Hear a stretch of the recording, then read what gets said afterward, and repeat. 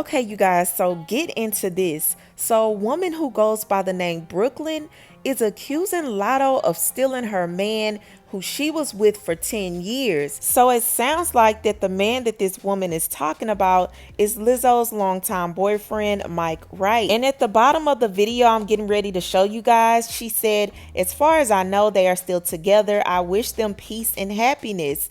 Now, it's only one person that Lizzo has been with for years, and like I said, it's her boo, Mike Wright.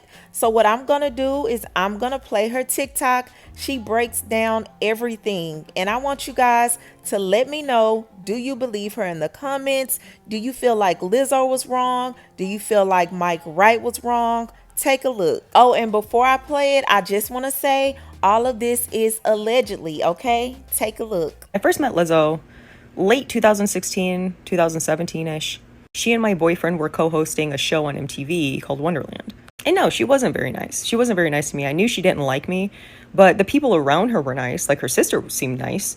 And I kind of ignored it because I felt like, well, she's already like in this celebrity scene or whatever. So she probably just feels like she has better things to do than talk to me. And I just noticed that, like, even when we were just out to eat or at the beach or something, she still wasn't very nice to me. And it wasn't like a production thing, like, oh, she's just really busy or whatever. She just didn't like me. She didn't say anything that was mean, but she was really like standoffish or like wouldn't talk to me. Like when I talked to her, it was kind of like, oh, okay, like get the fuck away from me. I don't want to talk to you. So yeah, I eventually found out that she and my boyfriend had something going on, ex-boyfriend. And that was that. I left the relationship. I mean, yeah, it was heartbreaking. I mean, I was with him for 10 years. I supported him through everything. And when he finally got a big break, he left me for Lizzo.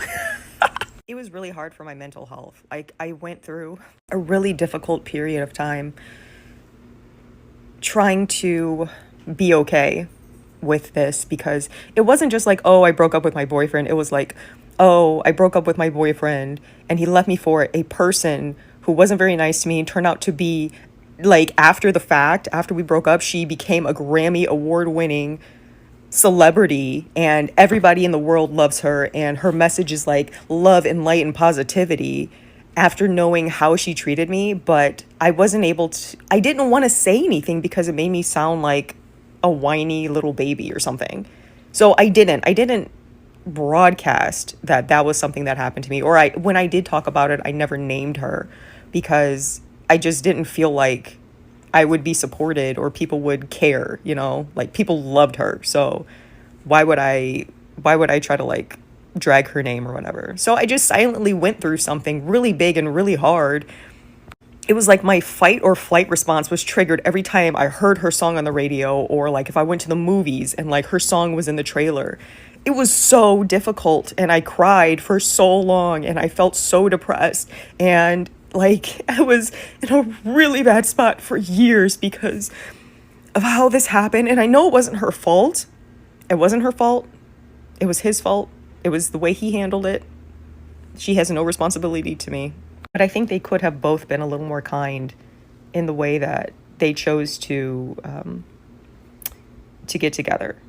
Like he could have broken up with me, or she could have maybe suggested that he break up with me before they started something, because the text messages were something that I'll never be able to not see in my head.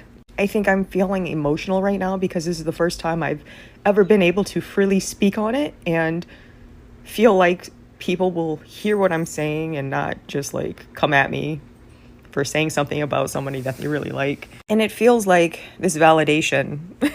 And I try to be a good person, I try to let things go, forgive, just move on. But some things just stick with you until it gets lifted off of your spirit. And I feel like this is a moment where it's gotten lifted off of my spirit, that she's not everything that she's been saying she is. And I've known that for a long time, but I tried to let it go. But now that it's coming to light, who she really is and how she really operates, it's just like vindication.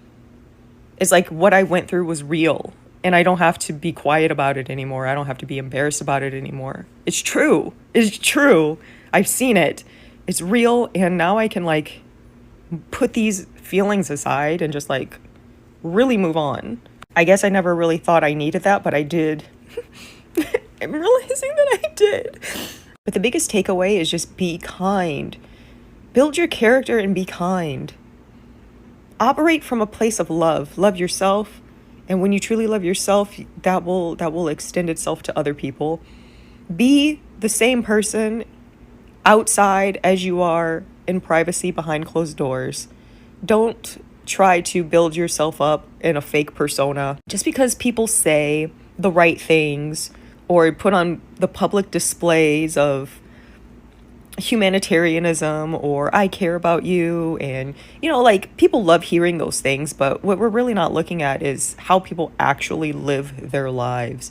And it's okay to get those motivational moments or those inspirational messages from people. Take the message, apply it to yourself. You're smart, you know what's right and what's true for you, so take those things and let them make you a better person. But don't ever idolize messengers.